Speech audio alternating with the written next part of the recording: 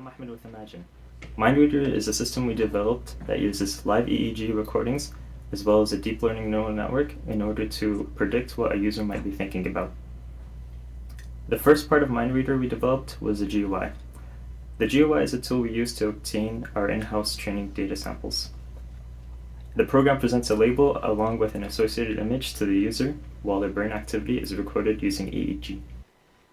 In total, we were able to capture 500 samples, each being 2 seconds long. The recordings are then cleaned up using a detrend and a bandpass filter between 0.5 Hz and 55 Hz. This data is then converted into amplitude frequency representation using wavelets. The data is then fed into CLIP, which is a neural network provided by OpenAI. The model is able to learn and predict what a user might be thinking about with a test accuracy of 21%, 11% higher than random chance. We use the OpenBCI ganglion, which provides 4-channel of EEG data at a sample rate of 200 Hz. We use 2 probes on the back of the head over the occipital lobe, as well as 2 more probes over the frontal eye fields. MindReader could be useful for people of limited mobility to express and communicate their wants and needs. It could also be used as an input device to mimic keyboard presses, having potential in recreational activities like video games.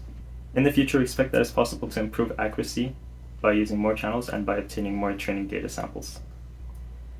We want to thank the organizers, the volunteers, the mentors, and the sponsors of natHACKS 2023.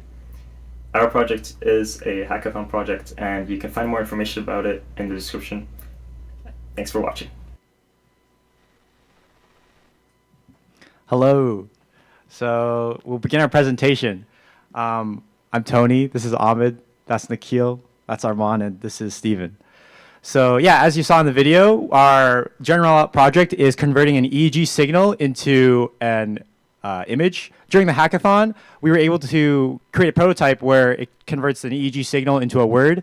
Specifically, it's able to guess out of 10 objects what object you're thinking about, and with 20% accuracy. So, that's better than 10%, which is randomly guessing. And yeah, so during our hackathon, we came up with a few challenges. First of all, while we're reading the papers on how EEG signal is converted to images, we encountered that a lot of the data sets these papers used are using 128 channel EEGs. So just as a reference, this EEG, which is $600 to $700, has 4 channels. So yeah, you can imagine the price of those EEGs. Not very accessible to a university student or maybe a less funded lab, right? And so what we did was we created an app that can create our own data set, and we use that. So it creates as you saw in the video, actually, Ahmed was recording some data. It pairs EEG data with an image you're looking at and the word of the image. So car or something. And we were able to, during the hackathon, only get 500 samples. That's 50 samples per object, which is extremely small for a machine learning data set. And I'd like to point out that 20% with only 500 samples is pretty incredible, and we expect to have a much higher accuracy when we were able to collect more training data. But yeah, the app, the dataset creator app that we created is actually very useful because as I said, a lot of university students, they're not having access to these 128 electrode EEGs.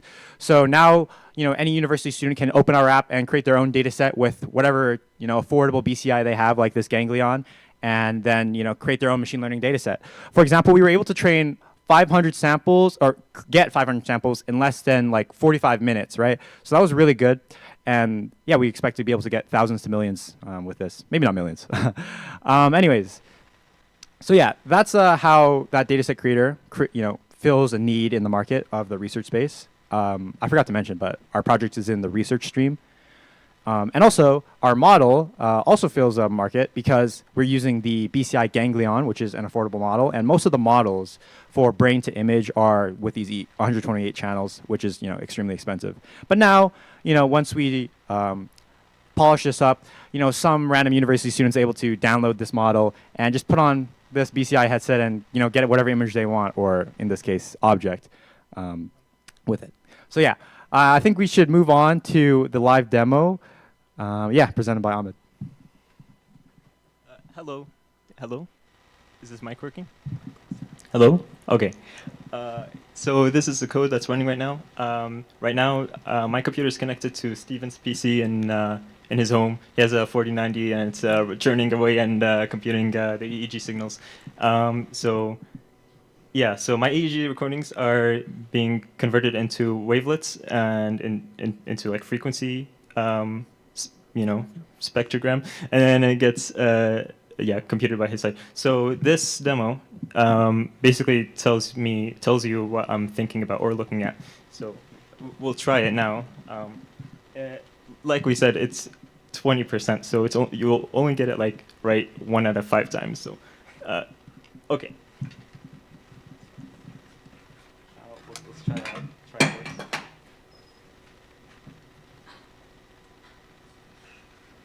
Right.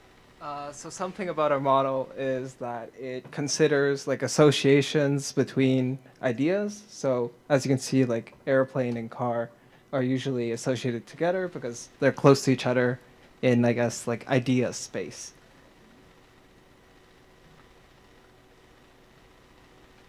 Yeah, the graph you're looking at is like the probabilities the machine, similar to the probabilities that the machine thinks Ahmed is thinking about right now. So he's looking at an airplane, and you can see the airplane bar on the very left is quite high. 20% of the time.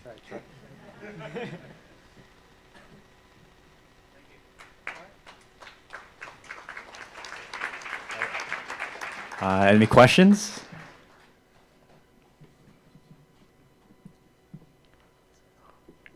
Any questions from the judges?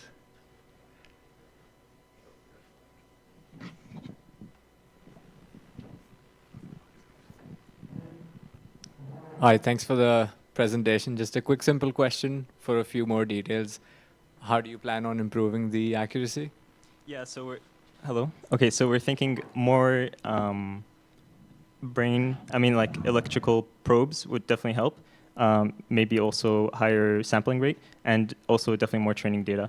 We only did 500 samples, and that took 20 minutes. And we probably need a lot more than that to get good data. Yeah.